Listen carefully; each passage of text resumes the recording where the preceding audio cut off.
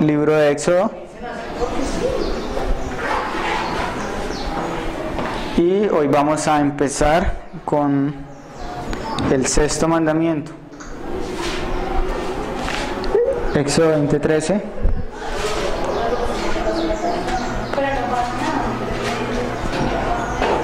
Dice el sexto mandamiento: no matarás. ¿Podemos sentarnos? Ya entramos al sexto mandamiento. Como nosotros podemos ver, este mandamiento es un mandamiento muy sencillo, muy fácil de comprender. La Escritura simplemente nos dice: no matarás. Pero si nosotros analizamos más profundamente este mandamiento, también nos daremos cuenta que también es un mandamiento muy complicado para nosotros poder entenderlo.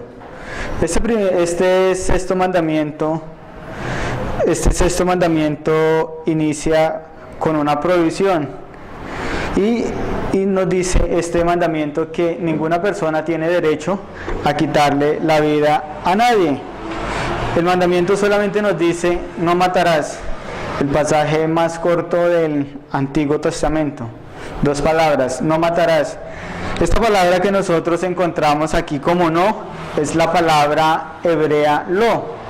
Y como sabemos, la palabra no siempre es una negación a lo que continúa diciendo la oración, como en este caso, como nos dice el mandamiento: no hagas, no debes matar. Y esta palabra no es una palabra que nosotros la usamos muy frecuentemente a diario para contestar preguntas o para responderle a muchas personas ciertas cosas. Nosotros siempre estamos utilizando a diario mucho esta palabra no.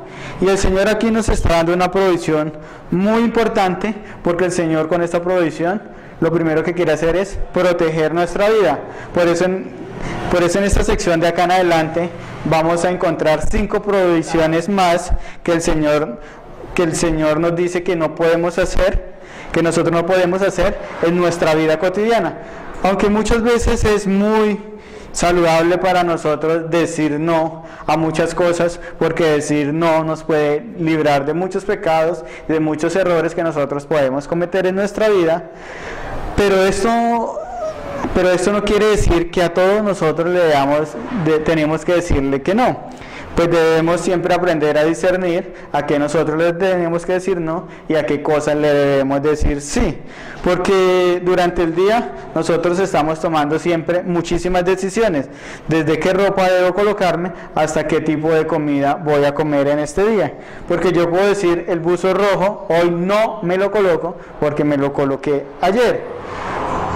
Y tampoco nosotros somos unos robots que intentamos imitar a este personaje de esta película, Sí Señor, donde el protagonista a todo le decía sí, sin importar lo que pasara. Y la segunda palabra que nosotros encontramos es la palabra matarás, que es la palabra hebrea razak, que nosotros la podemos traducir como despedazar, asesinar, matar, morir, aplastar, y nos da la idea de quitarle la vida a alguien o algo. Y al unir estas 2 palabras que nosotros encontramos en este mandamiento, el Señor nos está diciendo: no asesines, no mates a ninguna persona.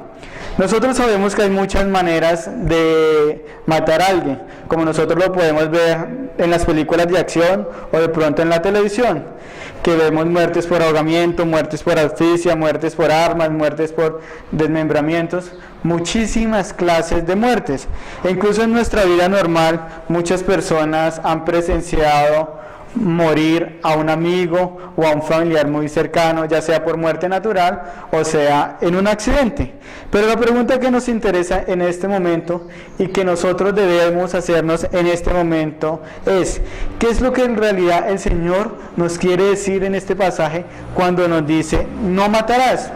Porque hay muchas personas que utilizan mal este pasaje que nosotros acabamos de leer de Éxodo, para crear alrededor de este pasaje un sinnúmero de pensamientos que son falsos y que no es lo que nos está diciendo el Señor cuando nos dice no matarás. Por lo tanto, ¿qué es lo que en realidad está enseñando aquí la Escritura? Porque encontramos nosotros muchas interpretaciones acerca de este pasaje. Y una de estas interpretaciones es muy famosa, ya que en la actualidad hay un sinnúmero de movimientos que utilizan este pasaje como su bandera, como su insignia, y esos son los movimientos pacifistas, que usan este mandamiento para afirmar cosas. Si una persona se mete a tu casa a robar, tú no le puedes hacer daño, tú no le puedes hacer nada. Más bien lo que tú debes hacer es dejar que esta persona haga lo que quiera, porque lo que debes hacer es proteger la vida de esta persona. E incluso también dicen los pacifistas que si tu vida está en peligro o la de tu familia está en peligro de muerte por otra persona, tú no te puedes defender, solo debes dejar hacer lo que ellos quieran. Porque el mandamiento es muy explícito cuando el Señor nos dice, no matarás. Y esta interpretación de los pacifistas solo es una de muchas interpretaciones que han erróneas sobre este pasaje, porque nosotros sabemos que el Dios creador del cielo y de la tierra no es un pacifista, ya que la Escritura no nos muestra a Dios como un pacifista. Por lo tanto, los cristianos seguidores del Señor Jesucristo tampoco somos pacifistas, en relación que nosotros no podemos hacer nada para defendernos, porque la Escritura también nos dice en Éxodo 22:2, si el ladrón fuese hallado forzando una casa y fuese herido y muriese, el que lo hirió no será culpable de su muerte. Y esto es contrario a lo que en realidad están enseñando los pacifistas, porque solo una persona que haya leído solo este pasaje o ciertos pasajes exclusivos de la Escritura puede asumir una posición pacifista, ya que la Escritura nos muestra un panorama mucho más grande de este pasaje si nosotros utilizamos toda la Escritura acerca de lo que verdaderamente nos quiere decir el Señor acá en este pasaje cuando nos dice no matarás. El mandamiento dice no matarás, nos dice que nosotros no debemos matar, que nosotros no debemos asesinar, que nosotros no debemos cometer homicidio, pero sabemos que también que hay muchas clases de muertes. Hay muertes involuntarias, muertes accidentales, muertes violentas, muertes por venganza, muertes premeditadas, muertes en defensa propia. Todas estas clases de muerte no las contempla el sexto mandamiento. Todas no, unas sí las contempla, pero todas estas clases de muerte no las contempla. Porque si yo les dijera a ustedes, si una persona mata a otra por accidente, supongamos un hombre va subiendo las escaleras con su mercado y resulta que se le cae una piña y una persona viene detrás, intenta esquivar esa piña, se resbala, cae y esta persona muere, ¿esto constituye un asesinato? O por ejemplo, o si un soldado va a la guerra y mata a otro soldado enemigo en un combate, ¿esto es considerado un asesinato? O por ejemplo, si un policía mata a un ladrón en el fuego cruzado, ¿esto es considerado un asesinato? O si un carro pierde los frenos y en este accidente mueren 3 personas, ¿esto constituye un asesinato? La respuesta va a ser no. Ninguna de estas muertes constituye un asesinato y ninguna de estas muertes las está contemplando el sexto mandamiento. Pero por otra parte, si yo a ustedes les dijera, un médico suicidó a su paciente, o si una madre mata a su hijo en su vientre, o si un médico aplica la eutanasia a una persona, o si un terrorista coloca una bomba y mata personas, o si un hombre saca su arma de fuego y mata a otro, ¿cómo nosotros consideramos estas clases de muertes? Estas muertes sí las contempla el sexto mandamiento, porque estas muertes sí son homicidios. Estas muertes son una violación al sexto mandamiento. Por lo tanto, nosotros podemos ver casos en los que se puede justificar tomar la vida de una persona, y también nosotros podemos ver casos donde no se puede justificar tomar la vida de una persona. Ven, hermanos, la razón por la que les decía que este mandamiento es muy sencillo de entender, pero también a la vez es muy difícil para nosotros comprenderlos, porque nosotros podemos decir con toda seguridad que nunca debemos tomar la vida de ninguna persona, pero nosotros también a la vez podemos decir que hay ciertas restricciones en las cuales es lícito tomar la vida de una persona. Por eso a lo largo de estos estudios mi deseo es que nosotros podamos comprender qué es lo que en realidad el Señor nos quiere decir en este mandamiento cuando Él nos dice no matarás. Entonces para eso nosotros necesitamos usar mucho más la revelación de Dios y no solo quedarnos en este pasaje como lo hacen los pacifistas que solamente utilizan exclusivamente este pasaje. Entonces nosotros lo que vamos a hacer es utilizar toda la revelación que Dios nos ha dado acerca de este pasaje. Y hoy solo vamos a ver un solo punto y solo nos vamos a responder una sola pregunta. ¿Por qué nosotros no debemos de quitarle la vida a una persona? Entonces vamos a ver solo un punto y el punto 1 es ¿por qué no debemos matar? Éxodo 20:13 nos dice no matarás. Para cualquier persona, como ya dije, es fácil de entender que ella no puede agredir, matar a su prójimo, porque esto es algo innato que todas las personas llevamos. Porque cualquier persona que mata a otra persona sabe que este acto que cometió está mal. Y esta es una prohibición que es muy clara para todas las personas en todo el mundo. Así esta persona viva en la tribu más remota, viva en el lugar más escondido del mundo, ella sabe que matar está mal, ya que la ley o los mandamientos de Dios están escritos en el corazón de estas personas, de cualquier persona que habita sobre la tierra, están escritos los 10 mandamientos.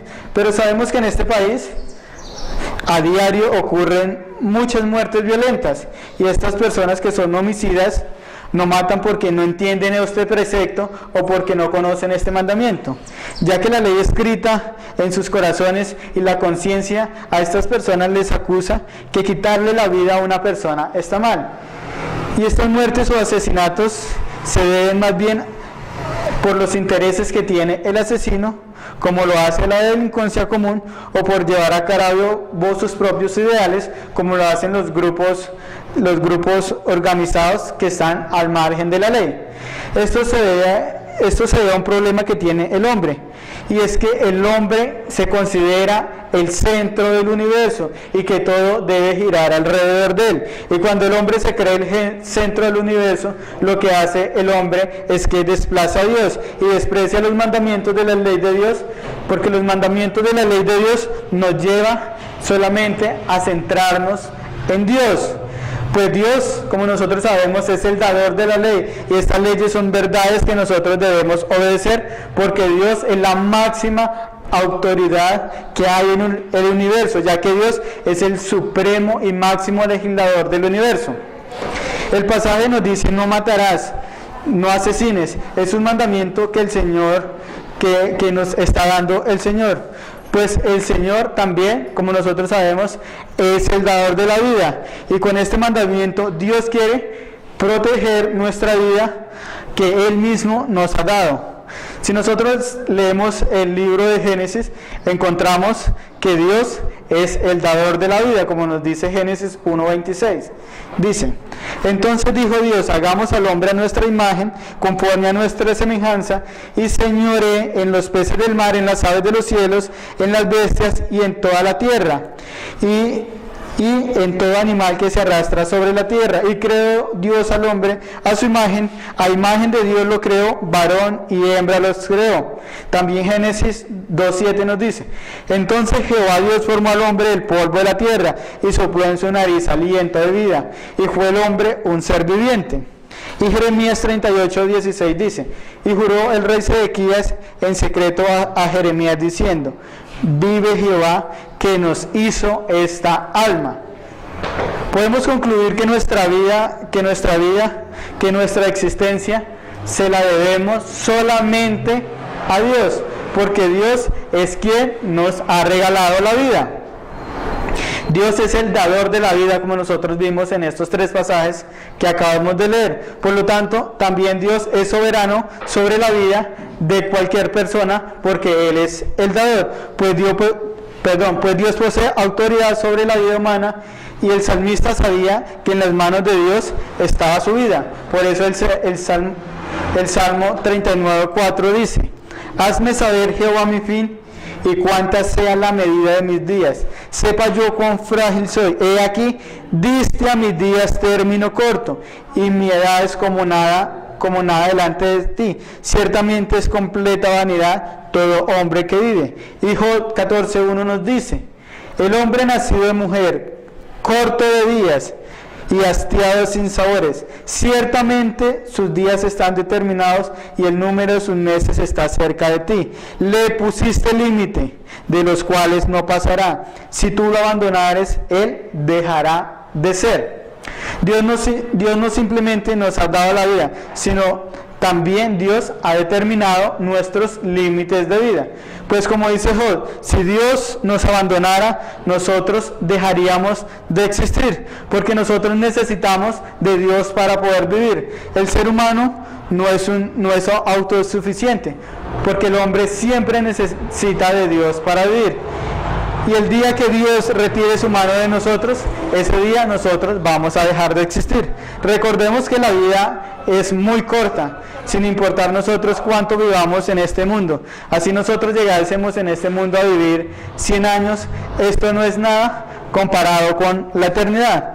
Pero aún con nuestra corta existencia en la tierra, nosotros no tenemos el derecho de arrebatarle la vida a ninguna persona. Porque lo correcto sería hacer lo que nos dice la Escritura. Si asesinas a alguien, también tú debes de ser asesinado, como nos dice Génesis 9:6. El que derrama sangre del hombre, por el hombre su sangre será derramada, porque a imagen de Dios es hecho el hombre. Entonces todas las personas, así sean chiquitas, altas, agraciadas, feas, con discapacidad o con algún problema cognitivo, todas las personas son portadoras de la imagen de Dios, como nos dice este pasaje de Génesis 9:6. Por lo tanto, no tenemos derecho a arrebatarle la vida a ninguna persona.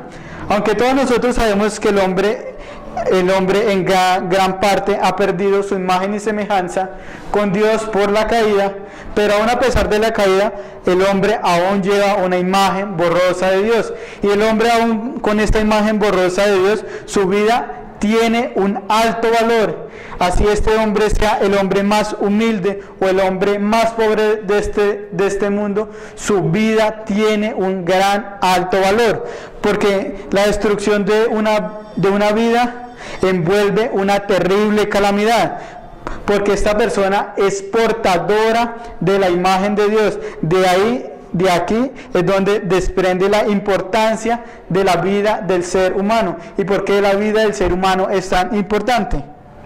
Nuestra vida tiene valor porque el Dios de los cielos nos ha hecho a su imagen y semejanza y somos portadores de esa imagen. Aunque nosotros sabemos que en nuestra sociedad hay un grupo de pensamiento, que es el pensamiento evolucionista, que niega esto, porque los evolucionistas piensan que los seres humanos solamente son animales racionales, que evolucionamos afortunadamente por encima de muchas otras especies.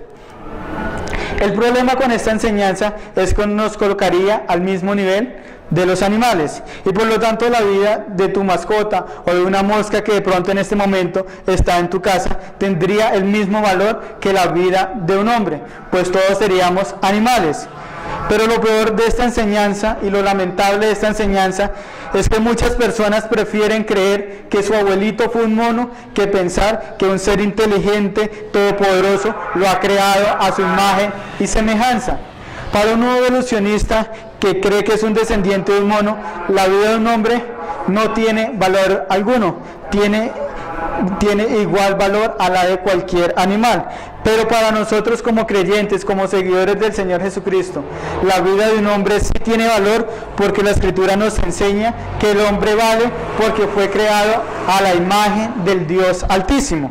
Nosotros sabemos que Dios también creó a los animales, que Dios cuida a los animales, los protege, los ama, y que Dios provee para los animales, ya estos sean las aves de los cielos, los animales del campo o los peces del mar. Pero el hombre vale mucho más que cualquier animal. El Señor Jesucristo dice en Mateo 6:26: mira las aves del cielo, que no siembran, ni ciegan, ni recogen en graneros, y vuestro Padre Celestial las alimenta. ¿No valéis vosotros mucho más que ellas? Aquí el Señor nos dice, ¿no valen ustedes mucho más que los animales? Los hombres valen mucho más que los animales. ¿Por qué el hombre vale mucho más que los animales? Primeramente porque el hombre fue hecho a imagen y semejanza de Dios.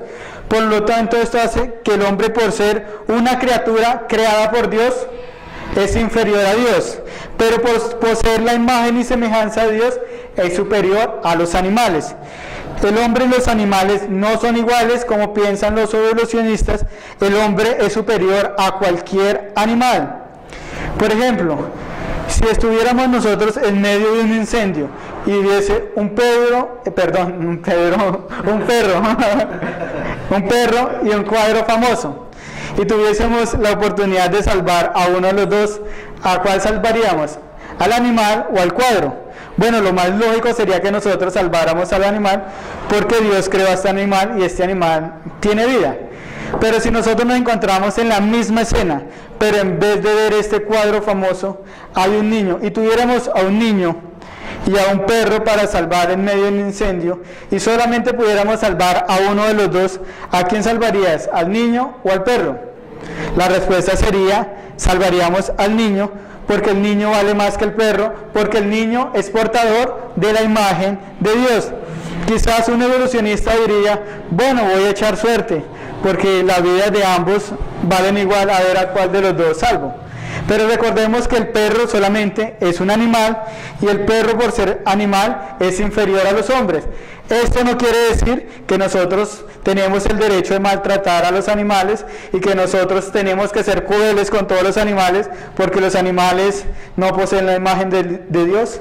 Nosotros no debemos hacer esto, porque el Señor también en su palabra nos dice ahí en Proverbios 12:10, el justo cuida la vida de su bestia, mas el corazón de los impíos es cruel. ¿Cruel con qué?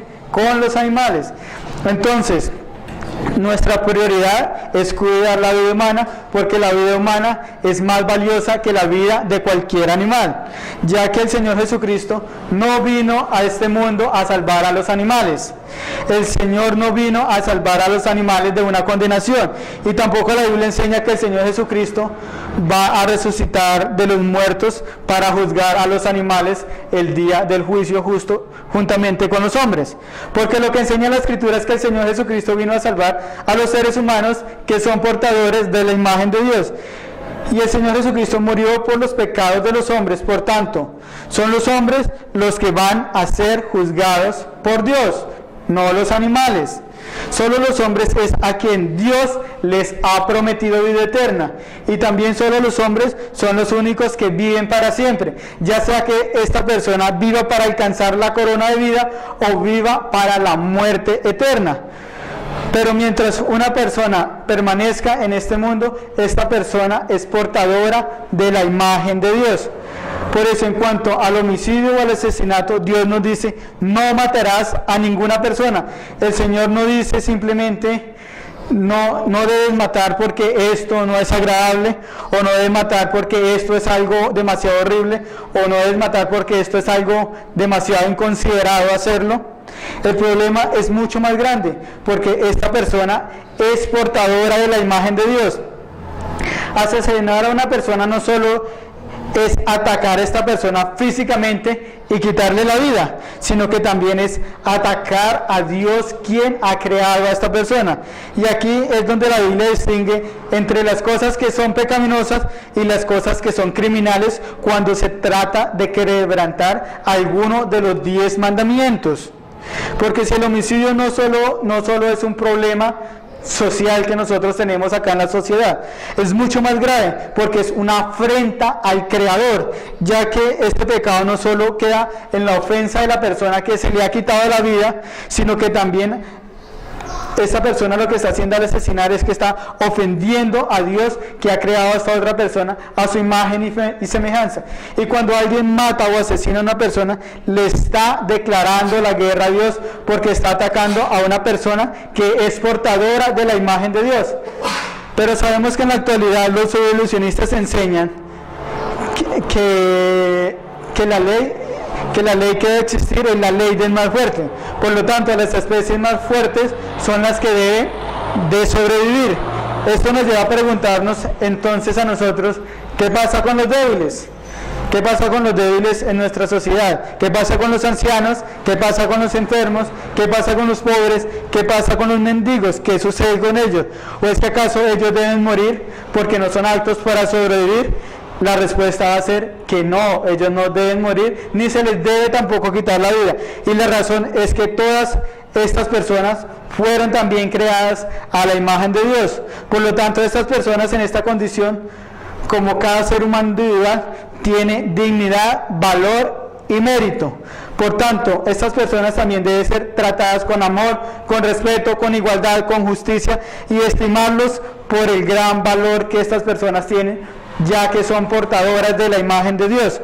Porque cuando nosotros no tratamos a las personas de esta manera, lo que estamos nosotros haciendo es alineando nuestros pensamientos con el pensamiento evolucionista, ya que estaríamos considerando a las personas con discapacidad o con edad avanzada o con alguna enfermedad seres inferiores a nosotros y anulando lo que Dios nos está diciendo en su santa palabra. El salmista en el Salmo 8, hablando de la gloria de Dios y la honra que Dios le ha dado al hombre, nos dice en el Salmo 8:1: Oh Jehová, Señor, cuán glorioso es tu nombre en toda la tierra, has puesto tu gloria sobre los cielos. Verso 3: Cuando veo tus cielos sobre tus dedos y la luna y las estrellas que tú formaste, digo, ¿qué es el hombre para que tengas memoria de él? Y el hijo del hombre para que lo visites. Le has hecho poco menor que a los ángeles y lo has coronado de gloria y de honra. Le hiciste señorear sobre las obras de tus manos. Todo lo pusiste debajo de tus pies, ovejas, bueyes, todo ello. Y asimismo las bestias del campo, las aves de los cielos y los peces del mar, todo cuanto pasa por los senderos del mar. Senderos del mar. En este pasaje podemos ver primeramente la majestad y la grandeza de Dios, simplemente con nosotros contemplar la creación. Pero Dios no quiere que nosotros pensemos en nuestra pequeñez en relación con su grandeza, sino Dios quiere que nosotros le tengamos su debido respeto a Él. Pero esto también nos lleva a preguntarnos cómo Dios puede interesarse en personas tan inconstantes. ¿Por qué nuestro Dios se preocupa por nosotros, que nosotros cada día lo hacemos enojar con nuestro pecado? Pero aún así, Dios nos creó, como dice el pasaje, un poco menor que a sus santos ángeles. Por lo tanto, la próxima vez que quieras cuestionar el valor de una persona, ya sea por su condición física, ya sea por su condición mental o por su condición económica, recuerda que Dios la considera de gran valor, porque cualquier persona lleva plasmado el sello de su creador. Porque si en realidad creemos o pensamos que en el poder que los hombres tienen solamente para mandar, o que simplemente los más fuertes son los únicos que deben sobrevivir, entonces debes estar en contra de la justicia, y si alguna persona te hace a ti algo indebido, no debería importarte, como tampoco te debería importar la igualdad de las personas, ni tampoco te debería importar la dignidad humana. Porque si tú apruebas la justicia y apruebas la dignidad humana y apruebas la igualdad, esto te lleva a creer en Dios y en su santa palabra y valorar cada vez más la vida humana. Porque cuando estamos tratando con la vida de una persona o con el problema del homicidio o el asesinato, no solo nosotros estamos hablando de un problema social, sino que también estamos hablando de un problema demoníaco. Recordemos lo que la serpiente le dijo a la mujer ahí en Génesis 3:4.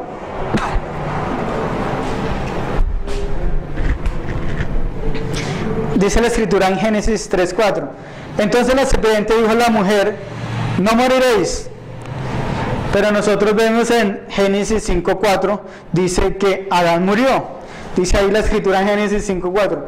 Y fueron los días de Adán después que engendró hace 800 años y engendró hijos e hijas. Y fueron todos los días que vivió Adán 930 años.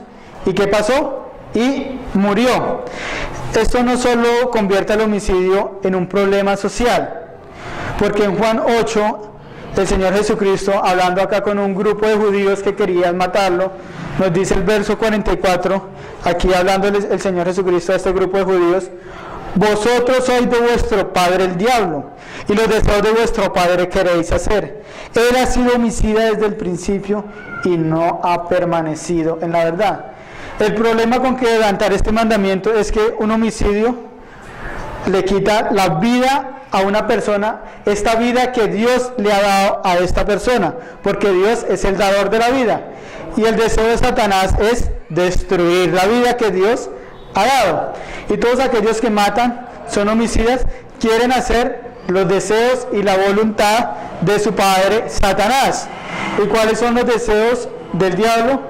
¿Cuáles son los deseos que ha tenido desde el principio que nos dice el pasaje? Matar y destruir. Y el homicidio no es algo nuevo en la raza humana. El homicidio ha estado a lo largo de toda la raza humana.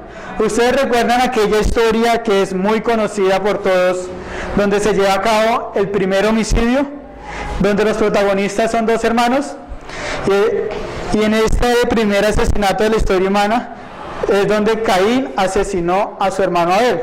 Ahí en Génesis 4:8 nosotros encontramos el primer asesinato de la raza humana. Dice Génesis 4:8: y dijo Caín a su hermano Abel: salgamos al campo. Y aconteció que estando ellos en el campo, Caín se levantó contra su hermano Abel y lo mató, lo asesinó.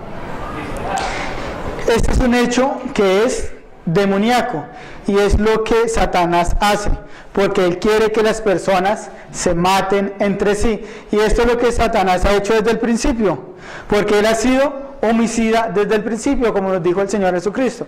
Y vemos que cada vez que avanza la historia humana, lo que hacen las personas es inventar mejores armas. ¿Para qué? Para poder matar. Y los ejércitos cada vez son más expertos en ¿qué?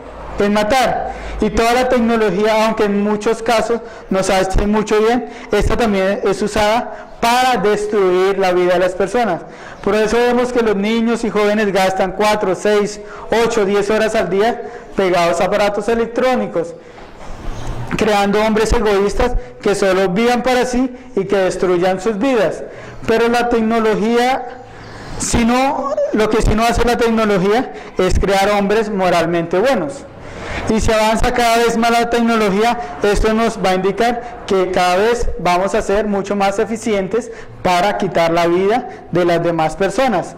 Por ejemplo, si nosotros nos damos cuenta, el siglo XX está marcado por ser la época más sangrienta de la historia humana. Se cree que 175 millones de personas fueron asesinadas en el siglo XX.